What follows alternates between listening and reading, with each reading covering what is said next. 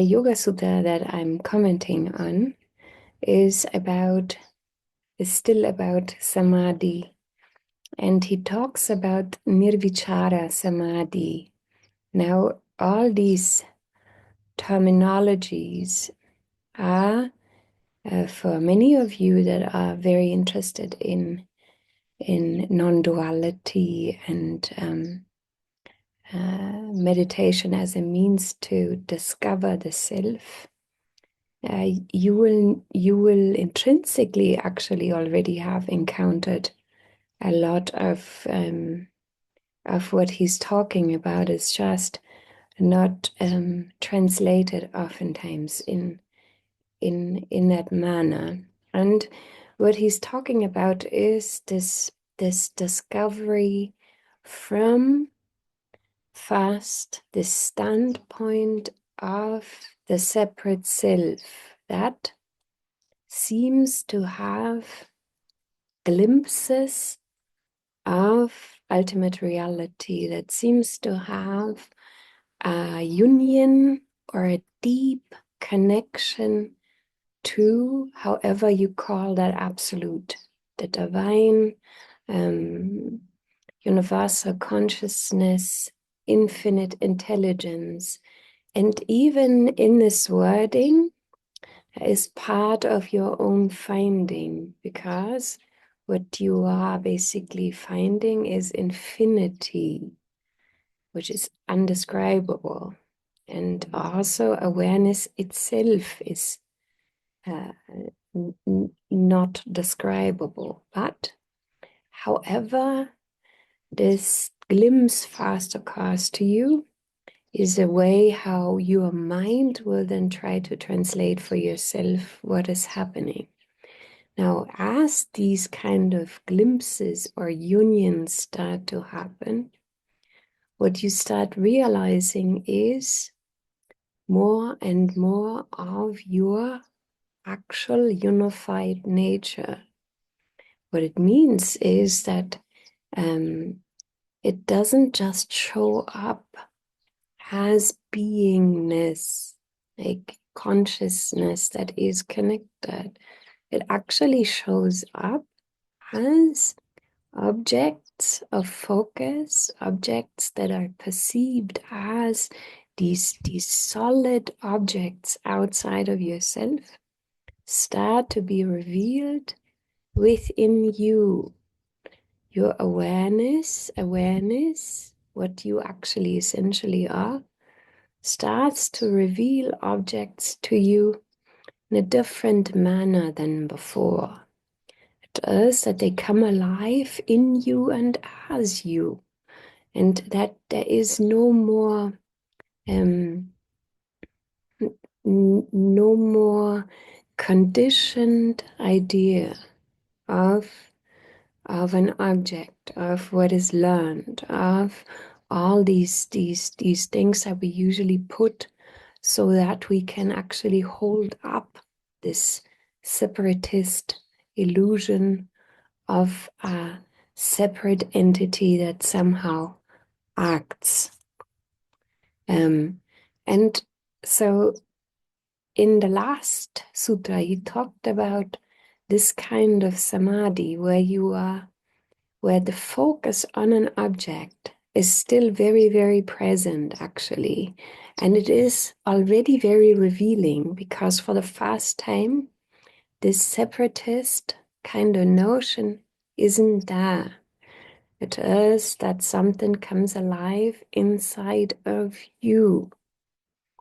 And then the next step, oftentimes, is that if someone is more abiding as awareness, if one knows how to practice this, if one stays with the self, which is one of the most fundamental kind of practices to come closer to realization, then what happens actually is that these very subtle thought movements, objects or whatever, thoughts, emotions, sensations, whatever appears actually isn't so much focused on anymore.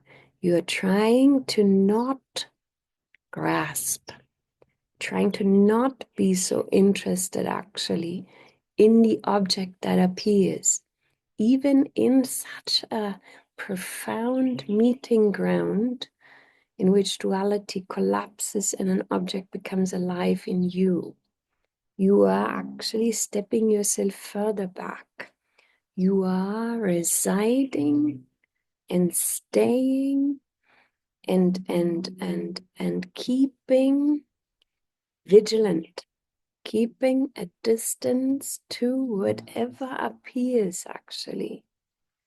What happens automatically without you actually knowing this, like knowing this as the person that is trying to understand this, is that you, as you are abiding with the self, your focus already automatically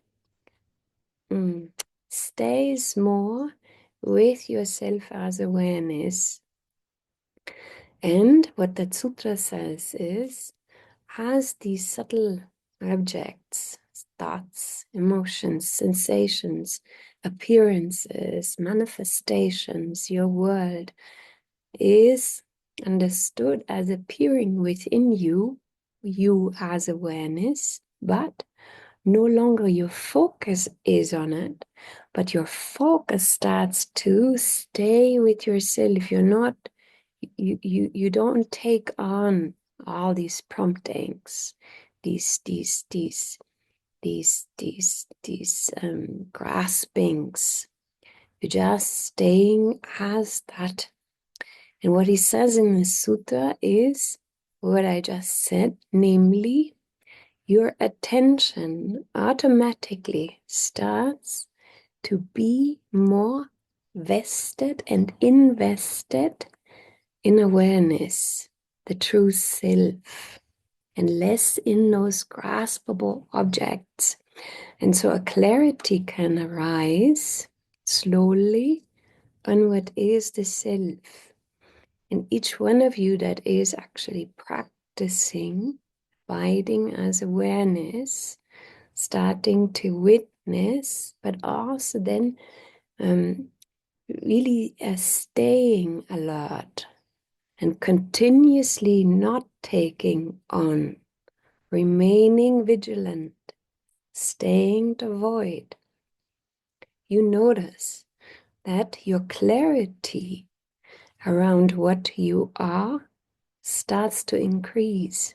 You start to actually see, wow, all these thoughts arise within my awareness, but they don't have to be taken on. They don't have to be identified with. There is a possibility of not taking them on.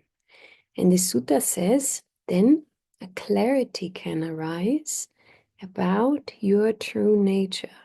So this is part of the practice that this sutta then actually also, and I also recommend to you, at us starting to stay as the self, remain loyal with who you are as awareness.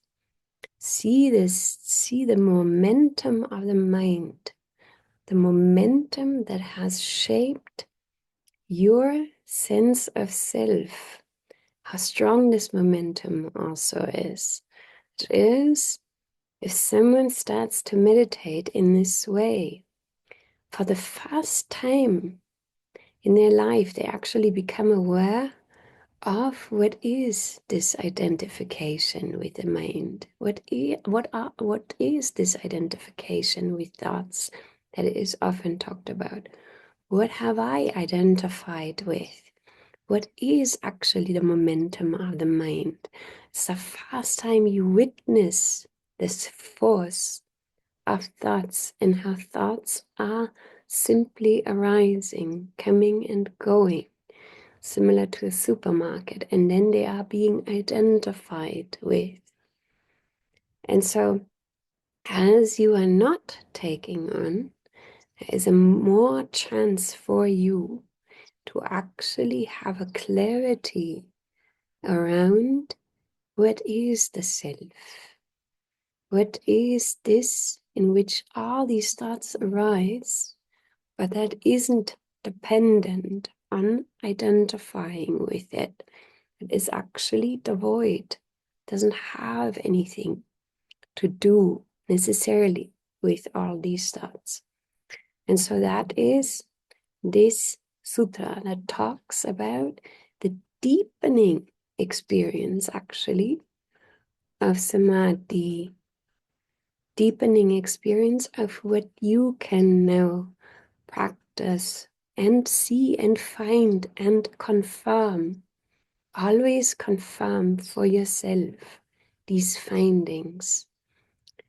Always see for yourself. Find those recognitions, those realizations. This is your pathway of confirming them for yourself. Namaste.